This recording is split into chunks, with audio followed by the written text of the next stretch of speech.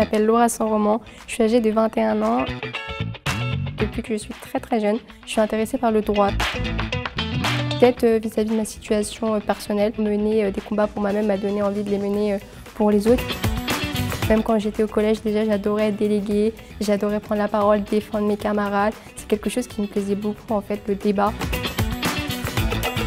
Le droit pour moi c'est synonyme d'équité, de justice, même d'idéal à atteindre. C'est quelque chose qui est omniprésent dans la vie de tous les jours. J'ai effectué une licence de droit privé à l'UVSQ que j'ai obtenue avec mention. J'ai également obtenu 2 diplômes de major de promotion pour mon année de L2 et pour mon année de L3. Cette année, j'étudie en master en droit pénal et sciences criminelles à la Sorbonne, mais je suis également les cours de l'IUJ qui est rattaché à l'UVSQ dans le but de préparer l'examen d'avocat qui aura lieu en septembre. J'aimerais me spécialiser en droit pénal. C'est vraiment pour moi une matière qui regorge d'enjeux juridiques, même sociétales et politiques. Les libertés fondamentales, elles sont au cœur de cette matière. J'ai un handicap moteur, donc plus précisément j'ai une amyotrophie spinale type 2.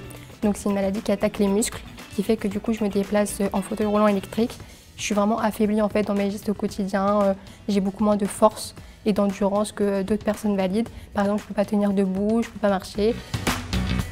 Pour les gestes de la vie de tous les jours, comme lever le bras, etc., ça va être un peu compliqué pour moi. Après, j'arrive toujours à trouver des alternatives, même des personnes pour m'aider.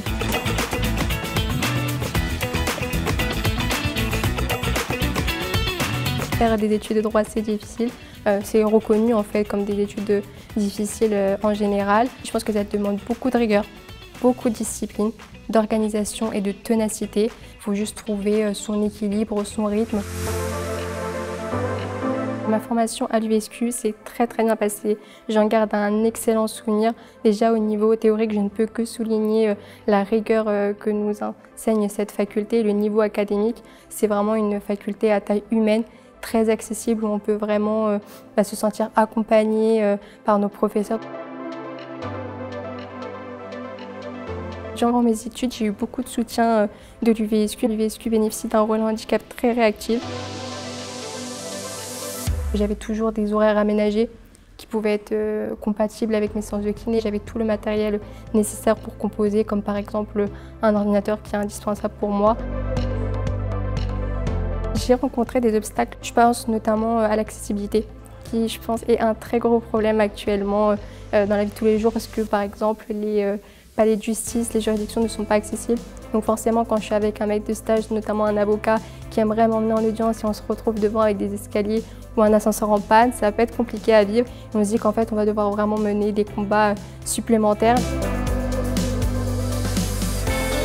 C'est pas insurmontable parce que je pense que plus on aura des personnes en situation de handicap dans ces métiers-là, plus ça bougera et ça obligera en fait à nous ouvrir les portes.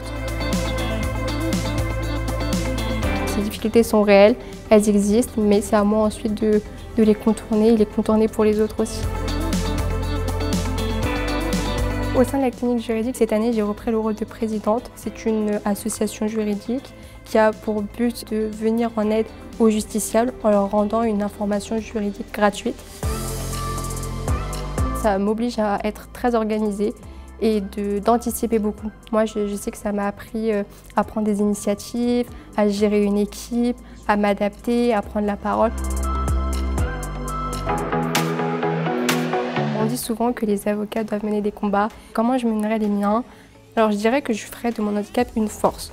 Parce que c'est vrai qu'au départ on peut dire que c'est une faiblesse, mais au contraire en fait, forcément l'attention elle est sur moi, dans le sens où voir une personne en fauteuil électrique, c'est pas courant, encore moins dans les tribunaux en tout cas de ce que j'ai pu voir. J'aimerais profiter de cette attention qui sera forcément portée sur moi pour en fait porter la parole de ceux qui sont dans le besoin.